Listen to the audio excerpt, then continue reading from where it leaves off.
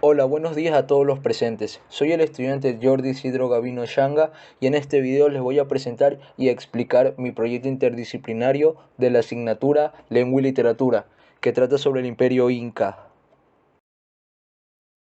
El nombre del proyecto es el Imperio Inca. Soy estudiante del curso de tercero bachillerato especialidad informática. La asignatura es Lengua y Literatura. El docente es el licenciado Elio Yagual. Los temas que vamos a abordar en este video son los orígenes del Imperio Inca, la división del imperio, organización social y la organización política del mismo. Existen diversas historias que mencionan el origen de los incas, pero yo les voy a explicar y a dar un resumen de la leyenda inca que involucra a Manco Cápac y Mama Ocllo. El dios Sol envía a una pareja conformada por Manco Cápac y Mama Ocllo, que es su esposa y a su vez es su hermana. Les entrega un cetro de oro, el cual donde se hundiera sería el sitio propicio para formar un imperio. Y el cetro se hundió en el cerro Huanacauri, y Manco Cápac se encargó de enseñarle a los hombres a cultivar maíz, trigo y construir casas, y Mama Ocllo se encargó de enseñar a las mujeres a hilar y tejer para hacer vestidos de lana y algodón. El Tahuantinsuyo o Imperio Inca estaba conformado por 4 regiones. Ubicada al norte el Antisuyo, al sur el Constitusuyo, al este el Collasuyo y al oeste el Chinchensuyo. La sociedad inca fue jerarquizada y rígida, como la mayoría de civilizaciones tenían diferentes clases sociales, las cuales en este caso estaban compuestas por una pirámide social, la cual estaba conformada por la realeza, nobleza y el pueblo. En la realeza se subdividían en 2 grupos: la realeza inca, conformada por la familia nuclear del inca, el auqui, que es su hijo, la colla, que es la esposa, la panaca real, que son los parientes de primera línea del inca, la nobleza, que se subdividía en 2, que es la nobleza de sangre y la nobleza de privilegio. La nobleza de sangre eran miembros restantes de la familia de los panacas, es decir, parientes. La nobleza de privilegio eran las personas que destacaron por sus servicios, sacerdotes, altos jefes y aclas. Y el pueblo, el cual estaba subdividido por Ayllu, Atum, Runa, que es el pueblo en general, los campesinos, los mitimaes, que son grupos de traslados para colonizar nuevas regiones, enseñando a los pueblos nuevas costumbres, los yanaconas, que son servidores del Inca y del Imperio, y muchos de ellos eran prisioneros. También la organización política estaba constituida en una pirámide, el cual colocaba a la cabeza al Inca, de ahí por debajo el Consejo Imperial, el Auqui, el Apunchic, el Tucuiricuy y por último el Curaca. El Inca era la máxima autoridad de todo el imperio, el cual reunía el poder en una sola persona. Tanto el poder era político como religioso, y su poder era absoluto, y vivía en el Cusco.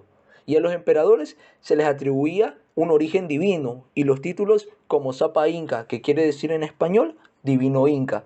El Consejo Imperial eran los encargados de asesorar al Inca en las decisiones políticas del Estado. El Auqui es el príncipe heredero, el cual generalmente era el hijo mayor del Inca. El Apunchic es el gobernador de las provincias y el cual es el encargado de mantener un orden en el interior del territorio. Por eso es nombrado de entre los guerreros más valientes y distinguidos, y tenía tantas atribuciones políticas como militares, y habitaba generalmente en una fortaleza y viajaba al Cusco para festividades como el Inti Raymi, donde le rendían tributo al sol. El Tucuiricuy era conocido como el que todo lo ve. Eran considerados los inspectores del Inca. Su objetivo principal era de velar por el correcto manejo del imperio. Tenían amplios poderes para imponer tributos y hasta la autoridad para aplicar sanciones. Eran respetados al mismo nivel que el Inca y tenían una relación directa solo con el Inca, y únicamente recibían órdenes de él y le daban cuenta solo a él de todo lo observado. El curaca era conocido como las autoridades locales. Era el personaje que estaba en contacto directo con la comunidad y era de su obligación velar por el orden, el trabajo, la producción, el personal para el servicio militar, las construcciones de obras públicas y entre otros diversos factores que también estaba involucrado este personaje.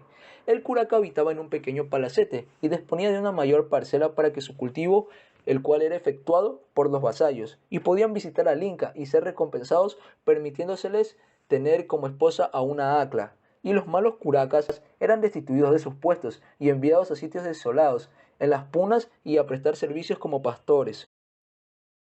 Se utilizaba el término aclas para denominar a las mujeres de singular belleza, las cuales fueron escogidas por varios lugares del imperio para servir al Inca o al dios Sol, también llamado Inti. Los incas fueron politeístas, es decir, creían en varios dioses, y la mayoría de sus divinidades eran representadas por elementos de la naturaleza, y cada uno de ellos tenían atributos particulares, y la religión y el culto estaban muy presentes en la vida de los incas. Las divinidades de los incas son el Huiracocha o Baricocha, que es la divinidad principal de los incas, el Inti o Puchau, que es el dios sol, Mamaquilla, que representa la luna, Pachamama, que representa la madre tierra, y Pachacamat, que es considerado como una versión de Huiracocha, que fue la divinidad más importante para los de la costa central, y se creía a través de los movimientos telúricos que él daba vida a la tierra y además se le atribuyó la capacidad de otorgar alimentos. Así concluye la explicación sobre el Imperio Inca. La verdad que esta civilización fue muy importante y dejó bastantes avances tanto en la ingeniería como en las construcciones, porque ellos realizaron puentes colgantes, la oralla, los de piedra, los puentes flotantes, los cuales se diferenciaban del anterior porque confeccionaban balsas con materiales flotantes y encima le colocaban una capa de tierra para evitar que se hunda, los de tronco que apoyaban troncos sobre rocas o torres levantadas, donde el río era menos ancho, y luego atravesaban palos amarrados con cabuya y encima colocaban ramas y piedras. La verdad que este imperio nos supo dejar una enseñanza muy importante, que es saber utilizar los materiales que en su caso les brindaba la naturaleza, lo cual pudieron crear una civilización muy grande y muy reconocida a nivel mundial, la cual concluyó con la conquista de los españoles, es decir, cuando llegaron los españoles a América.